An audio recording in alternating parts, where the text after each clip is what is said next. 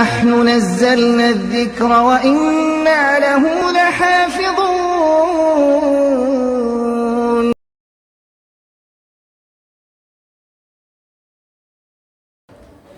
الحمد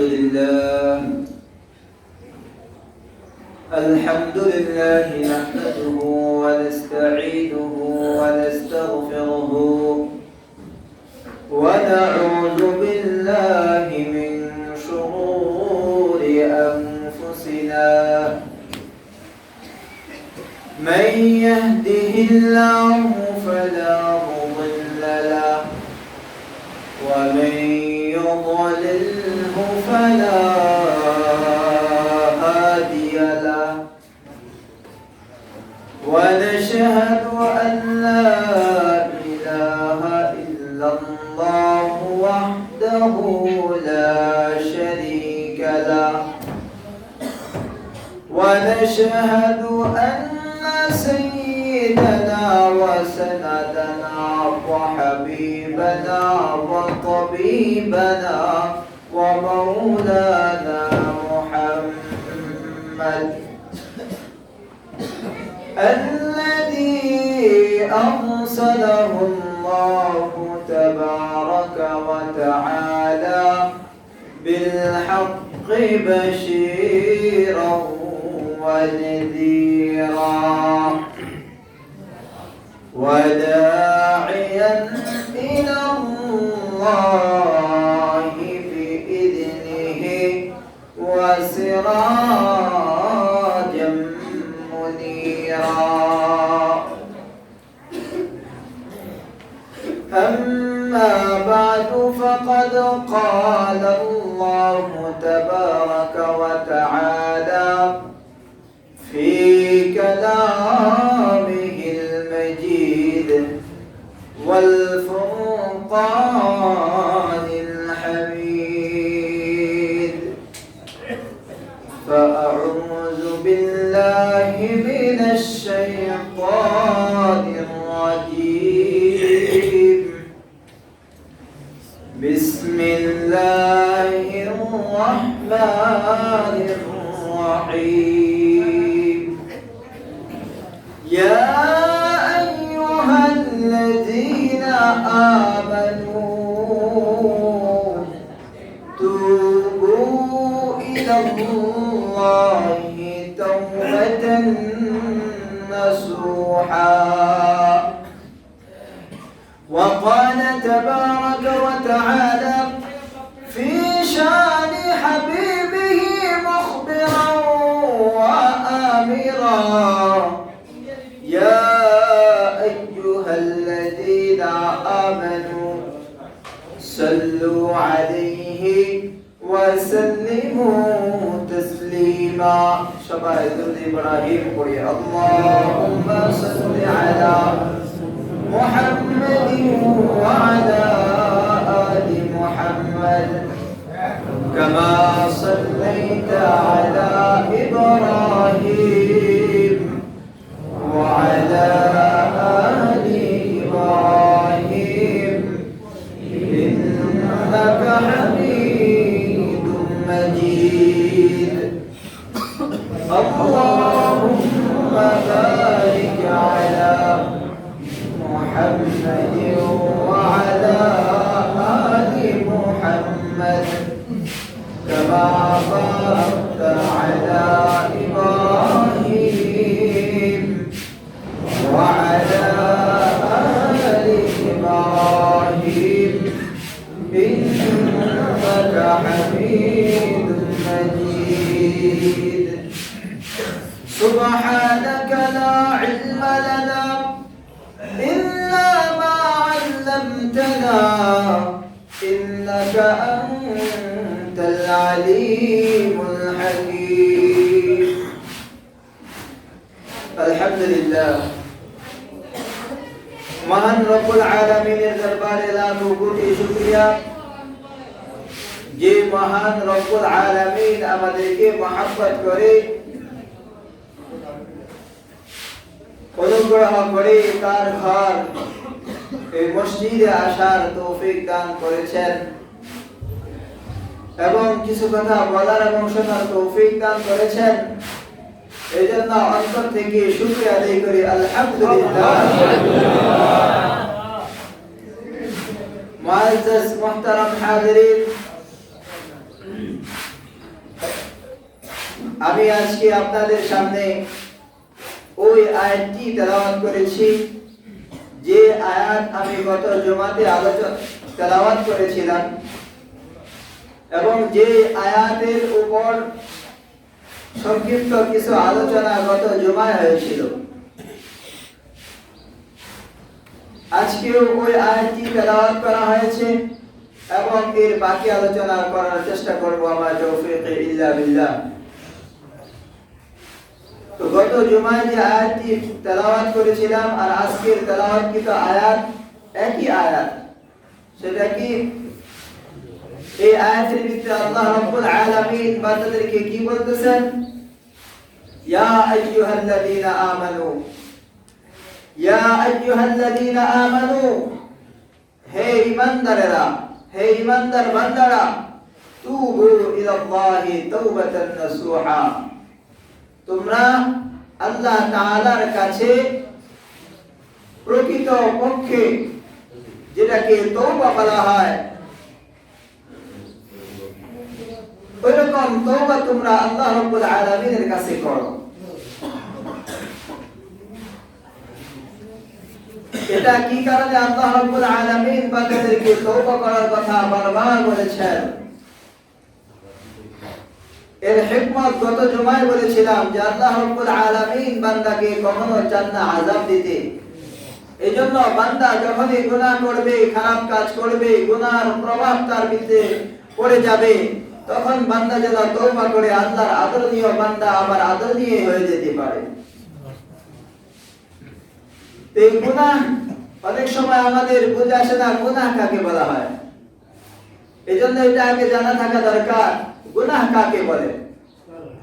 গুনাহ ওটাকেই বলে যে বান্দা যদি আল্লাহ রাব্বুল আলামিনের যে আদেশ বিধান এবং রাসূল পাক সাল্লাল্লাহু আলাইহি ওয়াসাল্লামের তরিকা অনুযায়ী যদি বান্দা না চলে, এর বাইরে যদি বান্দা চলে, মনের খুশি মতো মন চাহিদা মতো চলাফেরা করে, আল্লাহর বিধানকে উপেক্ষা করে, আল্লাহর রাসূলের তরিকা আর পদ্ধতিকে উপেক্ষা করে নিজের জীবন যাপন যদি করে, ওগুলাই হলো তার গুনার কাজ।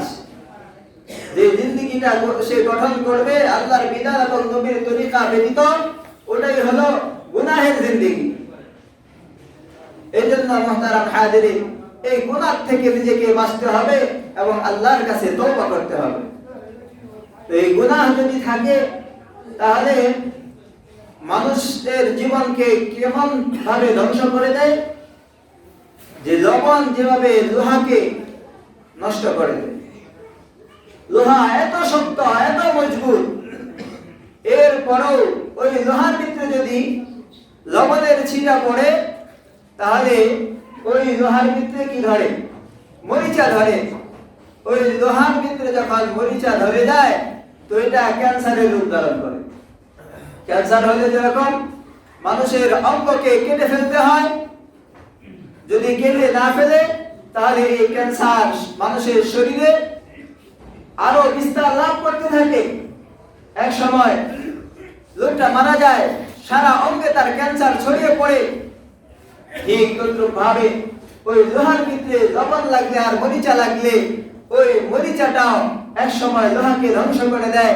মুহতারাম হাজিরিন, ওরকম একজন বান্দা, মুমিন বান্দার শরীরে যদি গুনার আসর শুরু হয়ে যায় আর ওই গুনাহ থেকে যদি বান্দা তওবা না করে, ওই গুনাহ থেকে যদি বান্দা তওবা না করে, তাহলে ওই বান্দাটাও ওই লোহার ভিতরে মরিচা ধরলে আর মানুষের শরীরে ক্যান্সার হলে যেভাবে মানুষটা মারা যায়, ধ্বংস হয়ে যায়, ঠিক তদ্রূপ ভাবে গুনাহের আসর যদি কোনো বান্দার ভিতরে পড়ে যায়, ওই বান্দাটাও আস্তে আস্তে সে ধ্বংস হয়ে যায়। রব্বে কারীমের কাছে তার কোনো মূল্যায়ন থাকে না, আল্লাহর কাছে তার কোনো মূল্য থাকে না। এই জন্য মুহতারাম হাজিরিন, গত জুমায় বলেছিলাম আল্লাহর কাছে প্রকৃতভাবে যদি কোনো বান্দা তওবা করতে চায় তাহলে চারটা জিনিসের সমষ্টি তার ভিতরে থাকতে হয়। একটা হলো যে জবান দিয়ে সে ইস্তেগফার করবে, আল্লাহ রাব্বুল আলামিনের কাছে ক্ষমা চাবে, আল্লাহর কাছে তওবা আর ইস্তেগফারের সব সময় আল্লাহর কাছে জবান দিয়ে সে ইস্তেগফার করতে থাকবে। আর দুই নম্বর, ওই বান্দা তার অঙ্গ পতঙ্গকেও গুনাহ থেকে বাঁচিয়ে রাখবে। তিন নম্বর, ওই বান্দা দৃঢ় সংকল্প করবে যে আমি যে গুনাহ করেছি এটা তো করে ফেলেছি, শর্মিন্দা হবে এবং ভবিষ্যতে আর এমন গুনাহ করবে না, এটার উপরে সে সংকল্প করবে।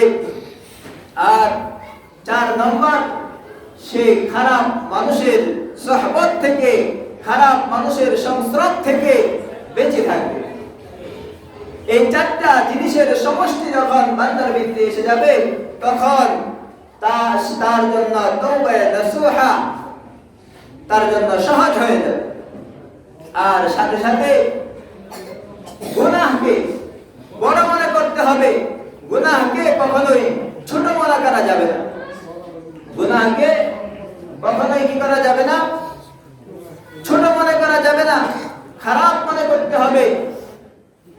যেরকম ভাবে বনি ইসরাইলের একজন আল্লাহর ওলি ছিল, বনি ইসরাইলের একজন ধর্মযাজক ছিল, সে যেরকম সামান্য একটা বস্তুকেও, সামান্য একটা ধারণাকেও বড় মনে করেছিল, এরকম গুনাহকে যদি কেউ হালকা মনে করে এক সময় শয়তান তার উপরে সওয়ার হয়ে যাবে, তখন সে অহরহ গুনাহ করতে থাকবে। এই জন্য ওই বনি ইসরাইলের দামুস নামক একজন যাজক ছিল, তার থেকে শিক্ষা গ্রহণ করা দরকার। কি শিক্ষা গ্রহণ করব? যে বনি ইসরাইলের দামুস, এই দামুস যেরকম ভাবে সামান্য একটা বিষয়কে বড় মনে করেছিল, কিভাবে একটা বিষয়, সেই বিষয়টা কি?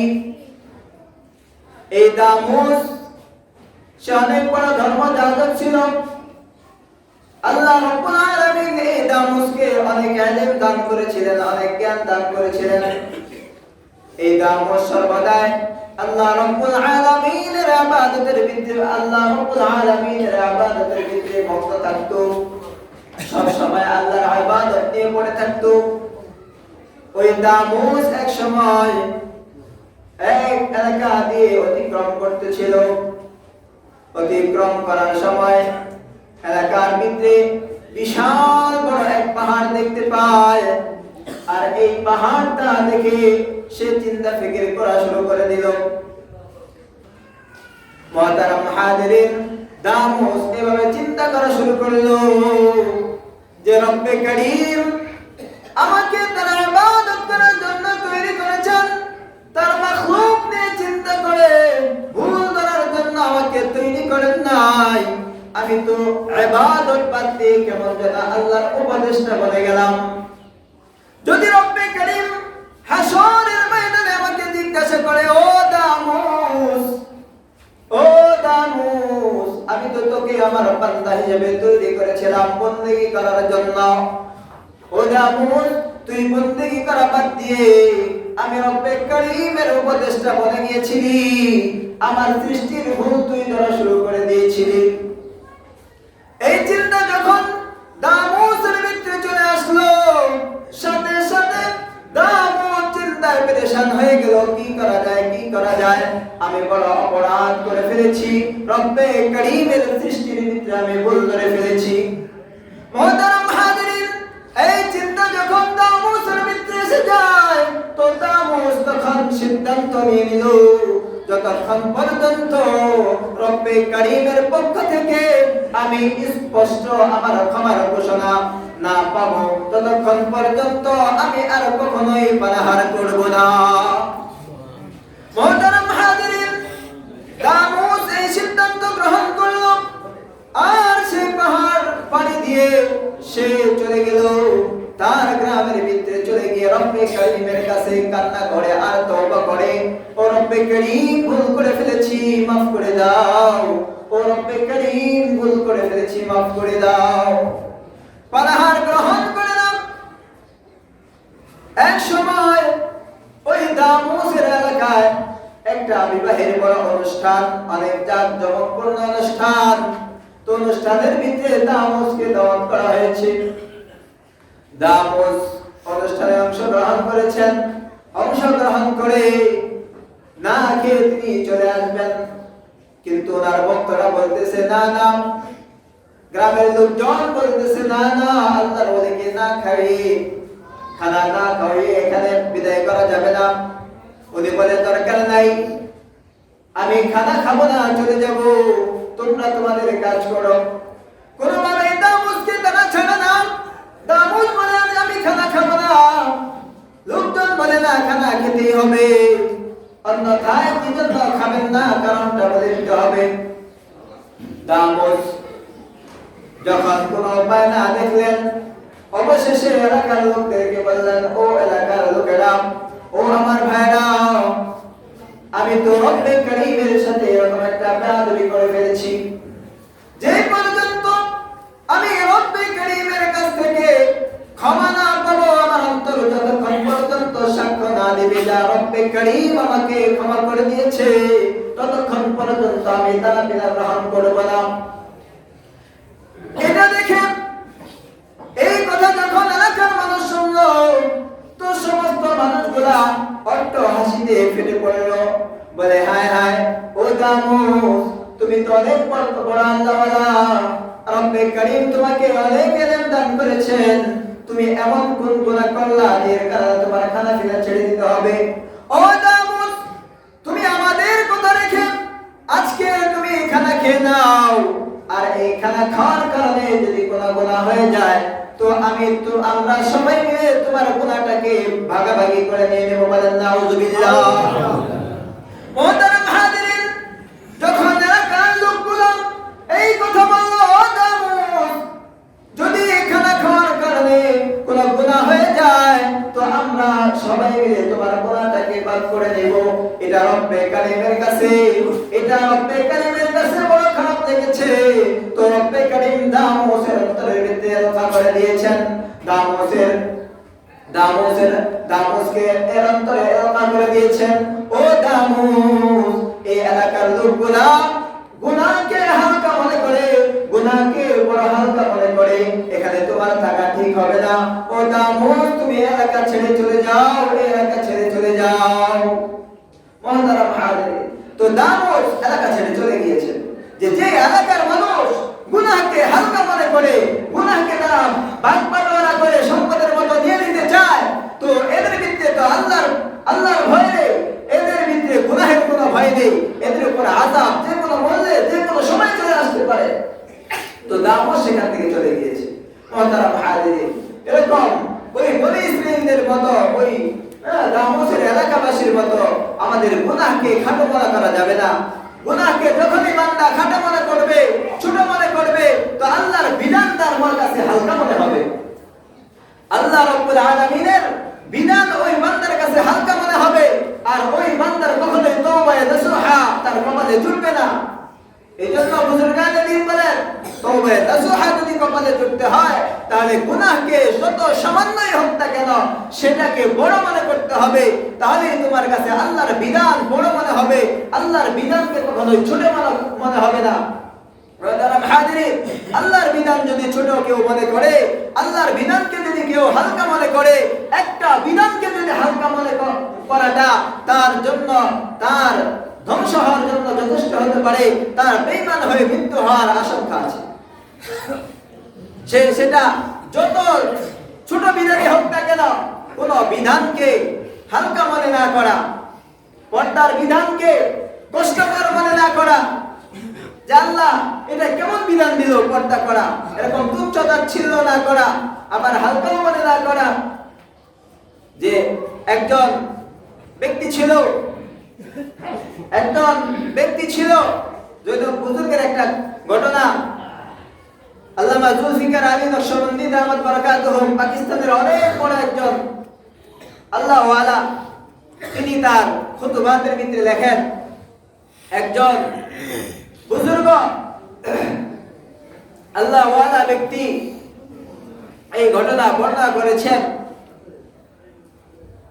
যে শরীয়তের বিধানকে সামান্য মনে করলে, এটাকে নিয়ে তুচ্ছ-তাচ্ছিল্য করলে কতটুকু বিপদ আসতে পারে। উনি বর্ণনা করেন, একজন লোক যখন মৃত্যুর সময় তার ঘনিয়ে আসলো, তো মৃত্যুর সময় ঘনিয়ে আসার পর তার আত্মীয় স্বজন, তার ছেলে সন্তানরা মসজিদের হুজুরকে নিয়ে আসছেন, ইমাম সাহেবকে নিয়ে আসছেন। ও ইমাম সাহেব, আমার বাবা মৃত্যু পথের যাত্রী, তার কাছে একটু যান, তাকে একটু কালেমা পড়ান। তো ইমাম সাহেব ওই মৃত্যু পথের যাত্রীর কাছে চলে গিয়েছে, মুমূর্ষু ব্যক্তির কাছে চলে গিয়েছে, আর বলে, ও বাবা, মৃত্যু তো বরণ করতেই হবে, আপনি একটু আপনার যে অবস্থা দেখা যাইতেছে, হয়তো মৃত্যুর সময় ঘনিয়ে এসেছে। ও বাবা, মৃত্যুর সময় আপনি কালেমা তাইয়্যিবা লা ইলাহা ইল্লাল্লাহ মুহাম্মাদুর রাসূলুল্লাহ এটা বারবার মনে মনে জপতে থাকেন। বারবার ওই ব্যক্তিকে কালেমার তালকিন করেন, কিন্তু ওই ব্যক্তি কালেমার তালকিন করে না, মুখ দিয়ে লা ইলাহা ইল্লাল্লাহ বলে না, লা ইলাহা ইল্লাল্লাহ তার জবান দিয়ে বাহির হয় না। ও মুসলমান, অবশেষে বারবার যখন তাকে বলা শুরু করেছে, লোকটা ধমক দিয়ে বলতেছে, যাও যাও, আমি কালেমা পড়তে পারবো না। এই কথাটা যখনই তার মুখ দিয়ে বাহির হয়ে গিয়েছে, মুখ দিয়ে বাহির হওয়া শেষ, আর তার জানটাও তার ভিতর থেকে বাহির হওয়া শেষ। মুহতারাম হাজিরিন, এটা দেখে ওই বুজুর্গ চিন্তার ভিতরে পড়ে গেল, হায় হায়, কি হলো কি হলো, আমি চাইলাম বান্দাটাকে, আল্লাহর বান্দাকে কালেমা পড়াইয়া মুসলমান বানাইয়া, খাঁটি মুমিন বানাইয়া তাকে তার যেন মৃত্যু হয়, খাঁটি মুমিন হয়ে যেন কবরে যেতে পারে। এখন দেখি উল্টা হয়ে গেল, কালেমা সে পড়তে নিষেধ করলো, আর সাথে সাথে তার মওত হয়ে গেল। এমন বিপর্যয় কিভাবে ঘটলো? সাথে সাথে তার পরিবারের সমস্ত লোকদেরকে একত্র করে জিজ্ঞাসা করে, ও পরিবারের লোকেরা, তার এমন কোন আমল ছিল, খারাপ আমল ছিল, যার কারণে তার ভাগ্যে এরকম একটা খারাপ জিনিস তার নসিব হলো? তার স্ত্রী ডাক দিয়া বলে, ও হুজুর, সে তো সব সময় ভালো কাজই করত, কিন্তু একটা বিষয় এমন ছিল, শরীয়তের একটা বিধানকে সে মানতে তার বড় কষ্ট হতো। বলে, সেটা কোন বিধান? স্ত্রী ডাক দিয়ে বলে, ও আল্লাহর ওলি, লোকটা বড় অলস ছিল, লোকটা বড় অলস ছিল। সে যখন আমার সাথে একত্র হতো, মিলিত হতো, এরপর যখন ফজরের পূর্বে গোসল করার প্রয়োজন হতো, ওই লোকটা বারবার বলতো, রব্বে করিম, এটা আমাদের সাথে কেমন কাজ করেছেন? বনি ইসরাইলের তো এই কাজ করার পরে গোসল করার প্রয়োজন হতো না, আমাদের উপরে শরীয়তে ইসলামের ভিতরে এটা আল্লাহ শুধু শুধু চাপিয়ে দিয়েছেন। এভাবে এসে এই বিধানটা নিয়ে তাচ্ছিল্য করতো। তখন আল্লাহ বলে, ও মা, আজকে তোমার স্বামীর এই অবস্থা হওয়ার পিছনে একটা বিধানকে সে তুচ্ছ তাচ্ছিল্য করাই যথেষ্ট হয়ে গিয়েছে। সে যে এই বিধানটাকে নিয়ে, শরীয়তের এই বিধানটা নিয়ে তুচ্ছ তাচ্ছিল্য মনে করেছে, এটাকে হালকা মনে করেছে, এই কারণে আজকে সে বেঈমান হয়ে দুনিয়া থেকে চলে গিয়েছে। মুহতারাম হাজিরিন, এই জন্য শরীয়তের কোন বিধানকে নিয়ে তুচ্ছ তাচ্ছিল্য করা যাবে না। শরীয়তের কোন বিধানকে নিয়ে তুচ্ছ তাচ্ছিল্য করা যাবে না, হালকা মনে করা যাবে না। সমস্ত বিধানগুলোকে গুরুত্ব দিতে হবে, আমল করতে হবে, গুনাহকে বড় মনে করতে হবে। এই কাজগুলো যদি আমরা করতে পারি, খারাপের সংস্রব যদি ছাড়তে পারি, গুনাহ করার পর ওই গুনাহ ছেড়ে দেওয়ার দৃঢ় সংকল্প যদি অন্তরে করতে পারি, তাহলে রব্বে করিম আমাদের কপালে তওবা নাসুহা জুটিয়ে দিবেন। আমাদের কপালে তওবা নাসুহা জুটবে।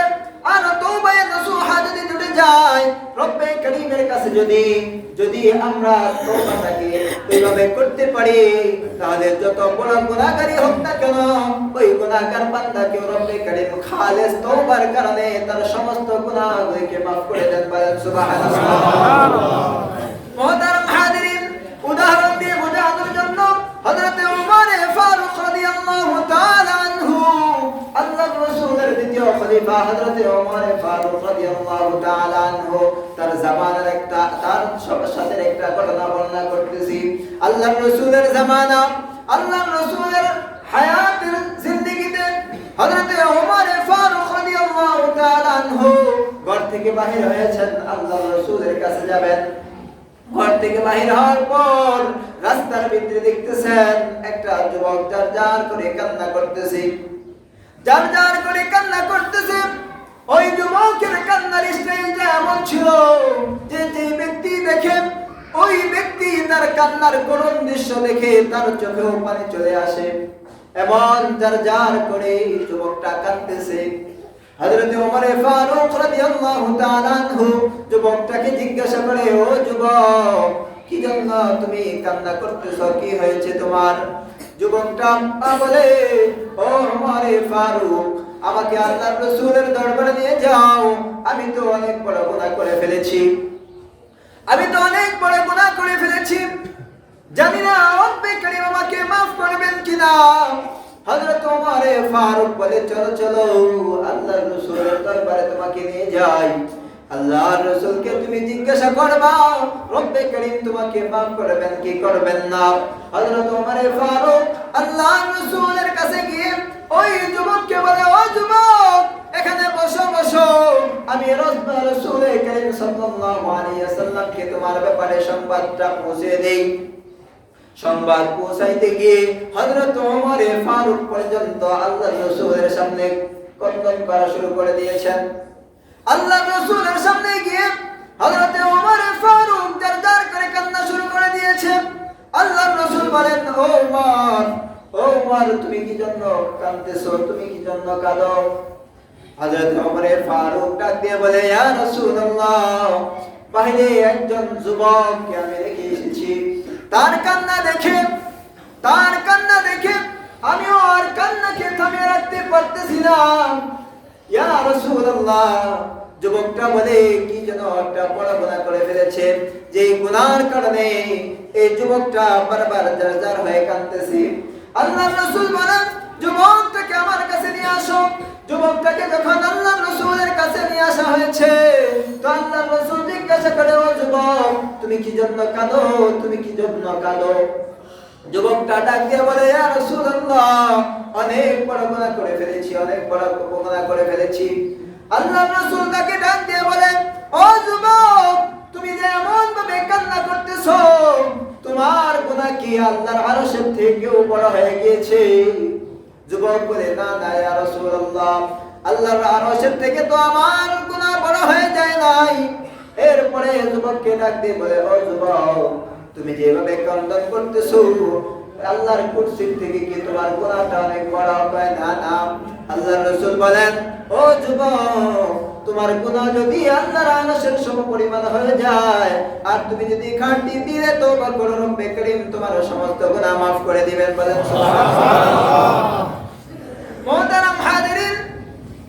মুহতারাম হাজিরিন, এরপরে অভয় দেওয়ার পরে যুবকটা বলতেছে, ইয়া রাসূলুল্লাহ, আমার গুনাহ তো অনেক বড় গুনাহ। আল্লাহর রাসূল বলে, বলো দেখি তোমার এত বড় গুনাহ কি?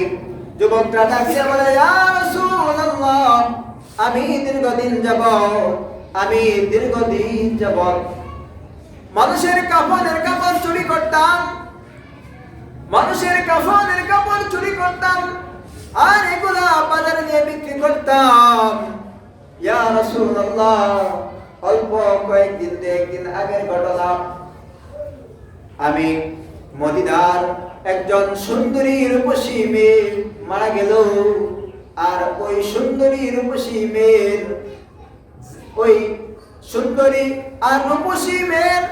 কাফনের কাপড়টা আমি চুরি করার জন্য আমার অভ্যাস অনুযায়ী রাত্রি বেলায় যখন তার কবরটা খনন করলাম, খনন করার পর তার কাফনের কাপড়টা তার শরীর থেকে সরিয়ে ফেললাম। সরিয়ে ফেলার পর আমি কাফনের কাপড় নিয়ে যখন চলে আসবো, তখন শয়তান আমাকে ওয়াসওয়াসা দিল, ও যুবক, তুই তো এই হুরে মদিনার হুরের মতো এত সুন্দর একটা মেয়ে আর জীবনে কখনো দেখিস নাই, আর এরকম মেয়ে তোর কপালে জুটবে কিনা এটাও জানা নাই। ও যুবক, এ তো অমৃত একটা, শুধুমাত্র একটা দেহ, এটাকে তুই ভোগ করতে পারিস। এই শয়তান যখন আমাকে এই মন্ত্রণা দিল, তো সাথে সাথে আমার মন চেঞ্জ হয়ে গেল। আমি ওই মৃত মেয়েটার সাথে অপকর্ম করলাম। এরপর যখন আমি কবরস্থান থেকে বাহির হলাম, কবরস্থান থেকে যখন বাহির হই, ইয়া রাসূলুল্লাহ, যেন ওই আমার একটা গায়ের থেকে একটা আওয়াজ আমার কানের ভিতরে লাগতেছিল, আর ওই আওয়াজটা এমন আসতেছিল আর যেন আমার কানের ভিতরে বাজতেছিল। মেয়েটা ডাক দিয়ে বলতেছে, ও যুবক, ও যুবক, তুই তো আমাকে নাপাক করে দিলি। কাল হাসরের ময়দানে রব্বে কারীমের দরবারে আমাকে নাপাক অবস্থায় ওঠার পরিবেশ তুই তৈরি করলি। ও যুবক, তুই আমার সাথে কি এমন খারাপ কাজ তুই আমার সাথে করলি? এই আওয়াজটা যেন আমার বারবার আমার কানের ভিতরে আসতেছিল। ইয়া রাসূলুল্লাহ, এই আওয়াজটা আমার কানের ভিতরে আসার সাথে সাথে আমার অন্তরের ভিতরে একটা জ্বলন তৈরি হয়ে গিয়েছে। ইয়া রাসূলুল্লাহ, রব্বে কারীম কি আমাকে ক্ষমা করবেন কিনা? রব্বে কারীম কি আমাকে ক্ষমা করবেন কিনা? আল্লাহর রাসূল বলেন, ও যুবক, বড় খারাপ কাজ করে ফেলেছো, বড় খারাপ কাজ করে ফেলেছো। এই কথা যখন বলে ফেলেছে, যুবকটা দৌড় দিয়ে আল্লাহর রাসূলের দরবার থেকে বাহির হয়ে গিয়েছে। বুক ফাটা কান্না তার অন্তর থেকে বেরিয়ে এসেছে, আর বলতেছে, রাসূল করিম সাল্লাল্লাহু আলাইহি ওয়াসাল্লামের মুখ থেকে যখন এই কথা বাহির হয়ে গিয়েছে, বড় খারাপ কাজ করেছে যুবক, তাহলে আমি যুবকের ধ্বংস হওয়া ছাড়া আর কোনো কাজ নাই, আমি যুবকের বুঝি আর মাফ নাই। এটা বলতে বলতে যুবকটা গ্রাম থেকে বাহির হয়ে গিয়েছে, পাহাড়ের উপরে গিয়ে রব্বে কারীমকে ডাকা শুরু করে দিয়েছে, ইয়া রব্বে কারীম, ও রব্বে কারীম, দুনিয়ার সমস্ত দরবার থেকে যদি বাহির করে দেয়, ও রব্বে কারীম, তোমার একটা দরবার সব সময় খোলা থাকে। রব্বে কারীমের কাছে দুই ফোঁটা চোখের পানি ছেড়ে দিয়ে ওই বান্দাটা রাত্রির গভীরে যখন সমস্ত মানুষগুলো ঘুমিয়ে যায়, তখন ওই আল্লাহর বান্দা চোখের পানি ফেলে দিয়ে রব্বে কারীমকে ডাকে, ইয়া রাব্বাল আলামিন, ও পরওয়ারদিগার মাওলা, দুনিয়ার সমস্ত মাখলুকগুলো ঘুমায়, দুনিয়ার সমস্ত মাখলুকগুলো আরাম করে ঘুমায়, কিন্তু তোমার বান্দা আর ঘুম নাই, তোমার বান্দার অন্তরে কোনো শান্তি নাই। ও রব্বে কারীম, ও রব্বে কারীম, তুমি তোমার বান্দাকে মাফ করে দাও। তুমি যদি মাফ না করো, কার দরবারে আমি চলে যাব? মোহতারাম হাজিরিন, এভাবে যখন বান্দাটা রব্বে কারীমের দরবারে রাতের পর রাত জেগে জেগে রব্বে কারীমের দরবারে চোখের পানি ফেলানো শুরু করে দিয়েছে, তো রব্বে কারীম আল্লাহর রাসূলের কাছে ওহী প্রেরণ করেছেন। আল্লাহর রাসূলকে জানিয়ে দিলেন, ইয়া রাসূলুল্লাহ, ইয়া রাসূলুল্লাহ, হযরত জিবরাইলকে বললেন, ও জিবরাইল, যাও আমার রাসূলকে বলে দাও, জিজ্ঞাসা করো, ও রাসূল, ইয়া রাসূলুল্লাহ, এই সৃষ্টি জীব কি আপনি তৈরি করেছেন না আমি তৈরি করেছি? আল্লাহর রাসূল উত্তর দেন, অবশ্যই এই সৃষ্টি জীবগুলো রব্বে কারীম তৈরি করেছেন। আল্লাহ রাব্বুল আলামিন জিবরাইলের মাধ্যমে দ্বিতীয় অবস্থা করেন, এই সৃষ্টি জীবের মালিক কি আমি নাকি আপনি? আল্লাহর রাসূল বলেন, অবশ্যই রব্বে কারীম হলো এই সৃষ্টি জীবের মালিক।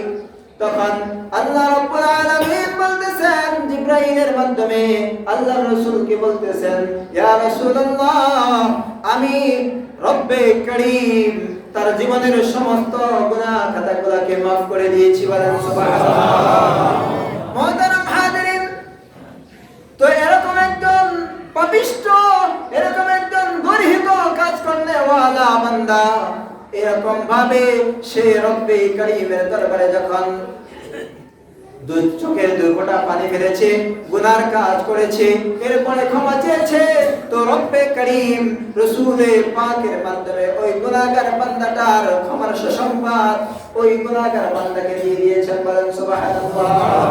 মুহতারাম হাজিরিন, এভাবে তওবা যদি কোনো বান্দা করতে পারে, গুনাহ করার পর যদি অনুতপ্ত হয়ে এভাবে নিজের খানাপিনাকে ছেড়ে দিয়ে শেষ রাত্রে রব্বে করিমের দরবারে যদি হাজিরা দিতে পারে, তখন সমস্ত দরজা বন্ধ হয়ে যায়, সমস্ত দরজা বন্ধ হয়ে যায়।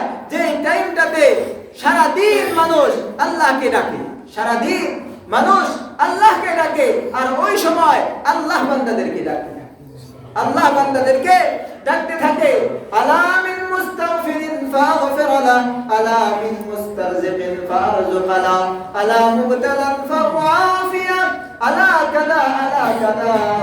আল্লাহ রাব্বুল আলামিন ওই সময় ডাকতে থাকে, আছো কোন রিজিক অন্বেষণকারী, এই ভোর রজনীতে, এই ভোর রজনীতে তুমি আমি রব্বে করিমকে ডাক দিবা, তোমার সমস্ত তোমার রিজিকের সমস্যার সমাধান আমি করে দিব। আছো কোন ক্ষমা প্রার্থনাকারী, শেষ রাত্রে তাহাজ্জুদের নামাজ পড়ে চোখের দু ফোঁটা পানি তুমি ফেলবা, দুই চোখের ফোঁটা পানি ফেলার কারণে আমি রব্বে করিম তোমার জীবনের সমস্ত গুনাহগুলোকে আমি মাফ করে দিব। মুহতারাম হাজিরিন, এভাবে আল্লাহ রাব্বুল আলামিন শেষ রাত্রে বান্দাকে ডাকতে থাকে। তো এই শেষ রাত্রে যদি জীবনের সমস্ত গুনাহ থেকে তওবা করতে পারি, আল্লাহ রাব্বুল আলামিনের কাছে তওবা করতে পারি, আর তওবা করে যদি আল্লাহ রাব্বুল আলামিনের খাঁটি বান্দা হয়ে যেতে পারি, তাহলে আমাদের দুনিয়া এবং আখিরাত উভয়টাই আমাদের জন্য মঙ্গলজনক হয়ে যাবে। আর যদি তওবার নিয়ামত, এই তওবাকে যদি গ্রহণ করতে না পারি, গুনাহ করতেই থাকি, তাহলে আমাদের দুনিয়াও বরবাদ হবে, আখিরাতও বরবাদ হবে। আল্লাহ রাব্বুল আলামিন আমাদেরকে এই কথাগুলি বুঝার এবং আমল করার তৌফিক দান করুন। আমিন। ওয়া আখির দাওয়ানা আলহামদুলিল্লাহি রাব্বিল আলামিন। وذكر فإن الذكرى تنفع المؤمنين